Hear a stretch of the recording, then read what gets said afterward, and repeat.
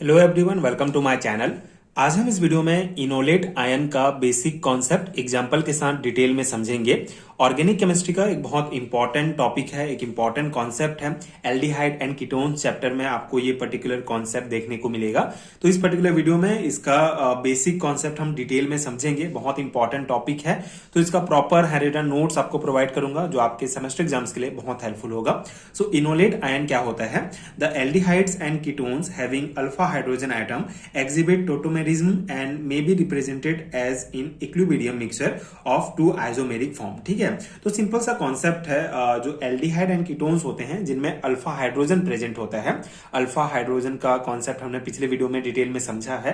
Basically ये जो हमारा कार्बोनिल ग्रुप होता है, ये जिस कार्बन से जुड़ा होता है उस कार्बन को अल्फा कार्बन कहा जाता है। एंड इस अल्फा कार्बन से जो हाइड्रोजन जुड़ा रहता है उसे अल्फा हाइड्रोजन कहा जाता है। तो एल्डिहाइड एंड कीटोन जिनमें ये अल्फा हाइड्रोजन प्रेजेंट होता है, ये टॉटोमेरिज्म शो करते हैं, मतलब कि कंपाउंड दो फॉर्म में एग्जिट करते हैं, keto form and enol form. यहाँ एग्जांपल में आप देख रहे हैं। ठीक है, तो बेसिक कॉन्सेप्ट यही है कि एल्डिहाइड एंड कीटोन जिनमें अल्फा हाइड्रोजन प्रेजेंट है वो टोटोमेरिज्म शो करते हैं। वो दो फॉर्म में एग्जिट करते हैं, basically keto form and enol form. And ये दोनों जो है इक्विलिब्रियम मिक्सचर में प्रेजेंट होते हैं। ठीक है, तो यहाँ पे keto form and enol form का बेसिक डिफरेंस ये है कि यहाँ पे C double bond O carbonyl group present है, C double bond O present है, यहाँ पे C डबल बॉन्ड C हो जाता है। एंड साथ ही साथ यहाँ पे हाइड्रोजन प्रेजेंट है, वो यहाँ पे OH हाइड्रोक्सिल ग्रुप प्रेजेंट हो जाता है। तो दोनों डिफरेंस है। इसका आगे मैकेनिज्म हम समझेंगे कि ऐसा क्यों होता है कि कीटो फॉर्म से इनोल फॉर्म में क्यों चेंज होता है एंड इसमें इनोलेट आयन का क्या रोल होता है, आगे हम डिस्कस करेंगे। बाकी आपको यहाँ बेसिक ये समझना है कि keto form and enol form में क्या डिफरेंस होता है। इसमें C डबल बॉन्ड O होगा, C डबल बॉन्ड C होगा इनोल फॉर्म में। ये बेसिक है। अब हम इसका कॉन्सेप्ट देखते हैं आगे का। The enolization is due to the acidity of alpha hydrogen atom. There are two reasons of the acidity of alpha hydrogen atom. The first one is during to the electron withdrawing capacity of the carbonyl group alpha hydrogen of keto compound ionize to form carbon anion enolate ion and the carbon ion established by resonance and may be represented as this reaction। ठीक है, तो यहाँ पे जो हमारा theory point है, इसका concept ये है कि ये जो इनोलाइजेशन वाला प्रोसेस होता है ये क्यों होता है। ठीक है, तो इनोलाइजेशन होने का मेन रीजन है अल्फा हाइड्रोजन की एसिडिटी।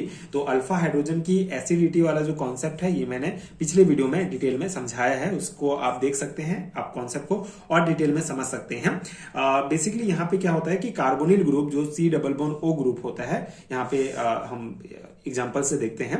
यहाँ पे जो हमारा कार्बोनिल ग्रुप है C डबल बॉन्ड O जो है, ये बेसिकली इलेक्ट्रॉन विड्रॉइंग होता है। ठीक है, मतलब कि इलेक्ट्रॉन को अपने तरफ जो है ये अट्रैक्ट करता है। ये जो है ये जैसे ये हमारा कार्बोनिल ग्रुप है C डबल बॉन्ड O और इससे जुड़ा हुआ ये कार्बन, ये हमारा अल्फा कार्बन है। तो अल्फा कार्बन से इलेक्ट्रॉन को ये इलेक्ट्रॉन विड्रॉइंग ग्रुप खींचता है अपने तरफ। ठीक है, इससे क्या होता है कि इससे एक इफेक्ट ये पड़ता है कि जब ये इसका इलेक्ट्रॉन इसके तरफ शिफ्ट हो जाता है, जिससे ये जो कार्बन होगा ये इधर हाइड्रोजन से इलेक्ट्रॉन को खींचने लगता है। ठीक है, जिसके कारण ये जो हाइड्रोजन एंड कार्बन का जो बॉन्ड होता है ये वीक हो जाता है। ठीक है, तो ये जो बॉन्ड जब वीक हो जाता है, मतलब कि ये जो हाइड्रोजन है वो एसिडिक बन जाता है, इसलिए ये हाइड्रोजन इजिली निकल जाता है यहाँ से। ठीक है, तो जब यहाँ से हाइड्रोजन यहाँ ये निकल जाएगा, तो यहाँ पे जब हाइड्रोजन निकलेगा यहाँ से हमारा जैसे एल्डिहाइड से, तो यहाँ पे क्या होगा, एक इनोलेट आयन का फॉर्मेशन हो जाता है, कार्बन एनायन का फॉर्मेशन होता है। अब यहाँ पे कॉन्सेप्ट क्या है, इसको डिटेल में आपको समझना होगा।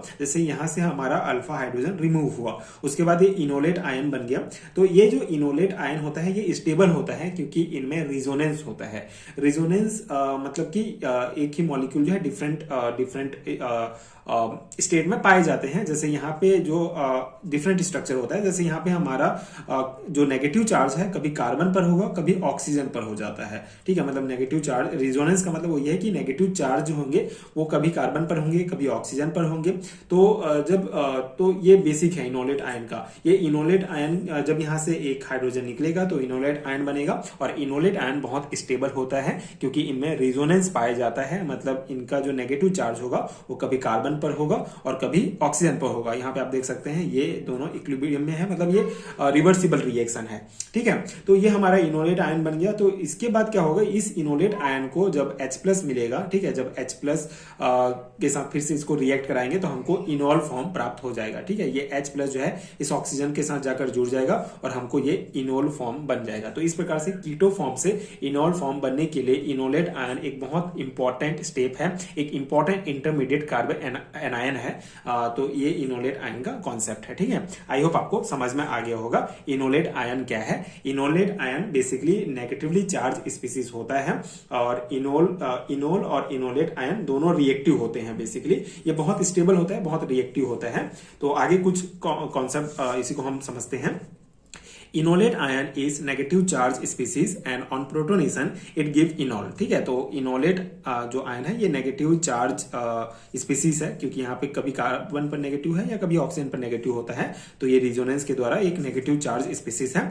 और प्रोटोनेशन के कारण, मतलब यहाँ पे जब H+ से इसको रिएक्ट कराएंगे तो ये हमको इनोल देता है। ठीक है, enolate ion both in the enol and enolate ion the electrophile can attack easily to form alpha substitute product for. ठीक है, यहाँ पे एग्जांपल में देखेंगे तो यहाँ पे कॉन्सेप्ट क्या है कि इनोलेट आयन इलेक्ट्रोफाइल के साथ रिएक्ट करता है एंड हमको अल्फा सब्स्टिट्यूट प्रोडक्ट प्राप्त होता है। ये सिंपल सा कॉन्सेप्ट है। यहाँ पे जो इनोल है या इनोलेट आयन है दोनों बहुत रिएक्टिव होते हैं, तो दोनों पर इलेक्ट्रोफाइल अटैक कर सकता है।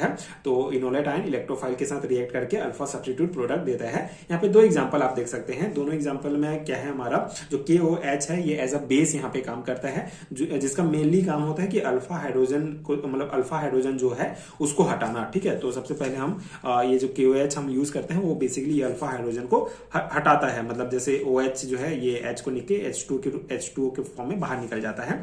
तो ये KOH एज अ बेस हम यहाँ पे यूज करते हैं।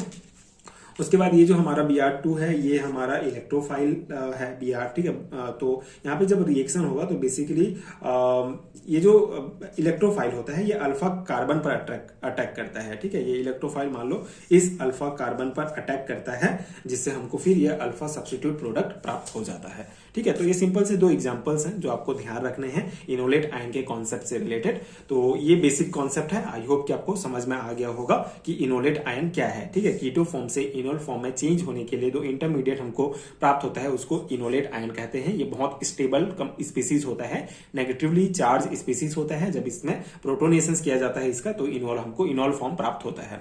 तो ये बेसिक कॉन्सेप्ट है। ये एग्जाम के लिए बहुत इंपॉर्टेंट टॉपिक है ऑर्गेनिक केमिस्ट्री का। 2 मार्क्स एंड 4 मार्क्स में पूछा जाता है, तो उस अकॉर्डिंग आप इसको प्रिपेयर कर सकते हैं आपके सेमेस्टर एग्जाम्स के लिए।